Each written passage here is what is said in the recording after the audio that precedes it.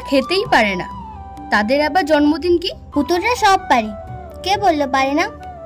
আমাদের ইউটিউব চ্যানেলে আপনাদের স্বাগতম। আজকে আমাদের ছোট্ট নিবেদন সুকুমার রায়ের লেখা গল্প পুতুলের ভোজ। যদি গল্পটি ভালো লাগে তাহলে লাইক করতে আর সাবস্ক্রাইব করতে ভুলবেন না। শুরু হচ্ছে আজকের গল্প। পুতুলের মা খুকি আজ ভয়ানক ব্যস্ত। আজ কিনা ছোট্ট পুতুলের জন্মদিন, তাই খুব খাওয়ার ধুম লেগেছে।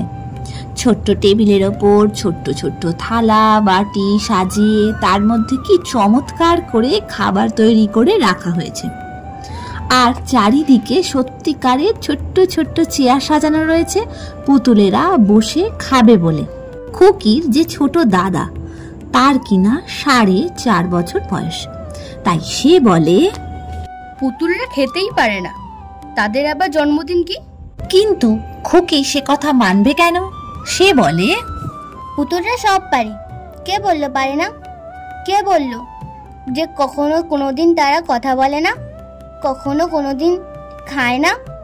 খোকা পুতুলের যখন অসুখ করেছিল তখন সে কি মা মা বলে কাঁদতো না? নিশ্চয়ই কাঁদতো, না হলে আমি জানলাম কি করে যে তার অসুখ হয়েছে?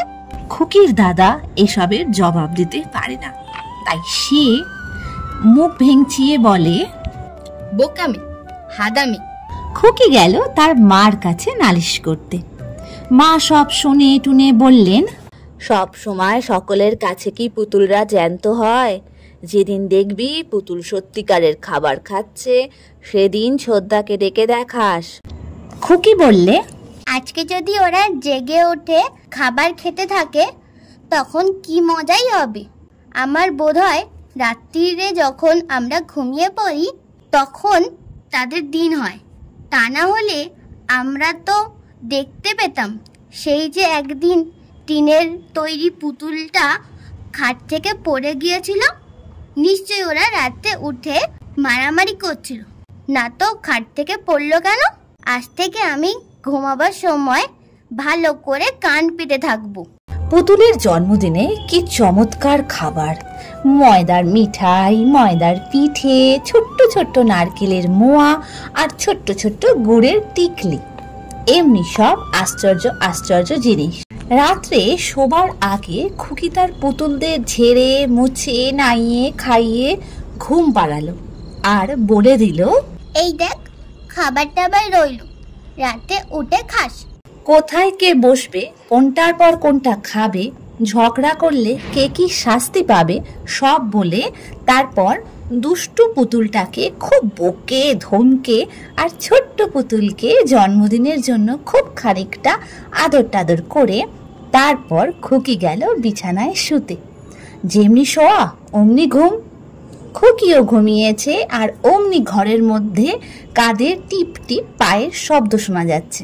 তাদের একজন খুকুমনির জুতোর কাছে ঘরের কোণে ছবির বইগুলোর কাছে পুতুলদের চাদর ঢাকা খাটের কাছে ঘুরে বেড়াচ্ছে।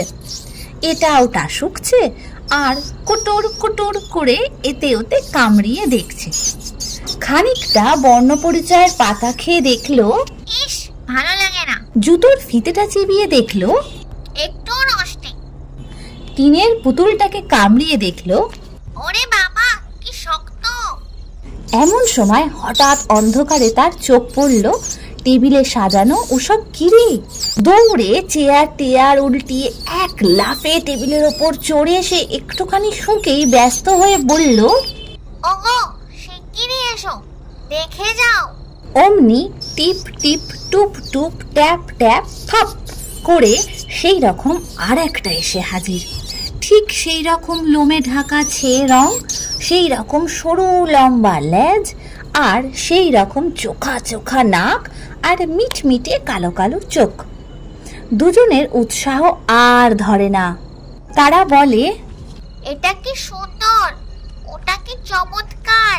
এমনি করে দেখতে দেখতে যত খাবার সব চেটেপুটে শেষ। সকালবেলায় খুকি উঠে দেখলো, ওমা কি আশ্চর্য, সব খাবার শেষ হয়ে গেছে। কখন যে পুতুলগুলো জেগে উঠলো, কখন যে খেলো আর কখন যে আবার ঘুমোলো কিছুই সে টের পায়নি। সে চেঁচিয়ে উঠে বলল, খেয়েছে খেয়েছে, সব খাবার খেয়েছে। চিৎকার শুনে মা, বাবা, ছোটদা, বড়দা সবাই ছুটে এসে হাজির। ব্যাপার দেখে আর খুকির কথা শুনে সবাই বলল, তাই তো, কি আশ্চর্য। ছোটদা বলল, তা বই কি, ও নিজে খেয়ে এখন বলছে পুতুলে খেয়েছে। দেখো তো কি অন্যায়। এসব শুনে খুকি বলল, না আমি খাইনি, আমি তো ঘুমাচ্ছিলাম, বলছি তো পুতুলেই খেয়েছে। তখন মা বাবা মুচকি মুচকি হাসলেন আর মা বললেন, আহ চুপ কর, খুকিও খায়নি আর পুতুলেও খায়নি, খেয়েছে ইঁদুরে। ওই দেখ ইঁদুরের পায়ের ছাপ।